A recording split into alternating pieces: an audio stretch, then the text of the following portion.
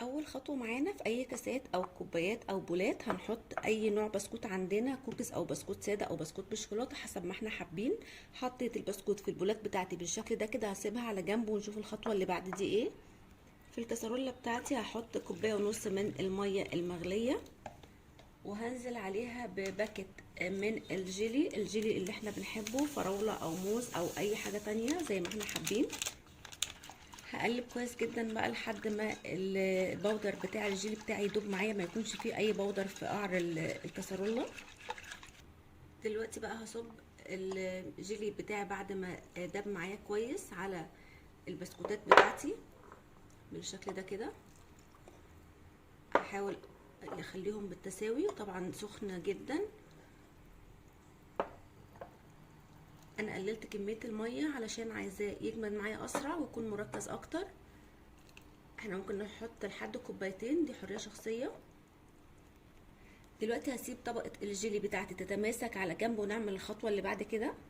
دلوقتي بقى معايا كوبايتين من الحليب،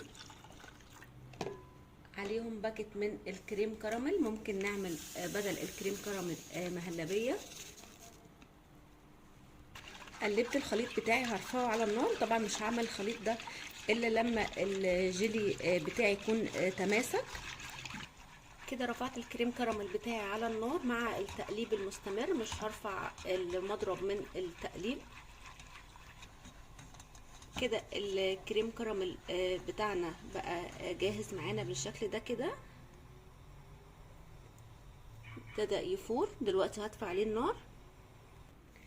قبل ما اصب الخليط على الجيلي بتاعنا معايا منديل طبقته كده، انا عايزه بس اميل بيه البولات بتاعتي او الكاسات اللي عندي بالشكل ده كده. اطبقها كمان تطبيقه، ارفع بيها بس علشان لما اصب الكريم كراميل يجي كده الجزء العالي ده يوصل له الخليط بتاعي.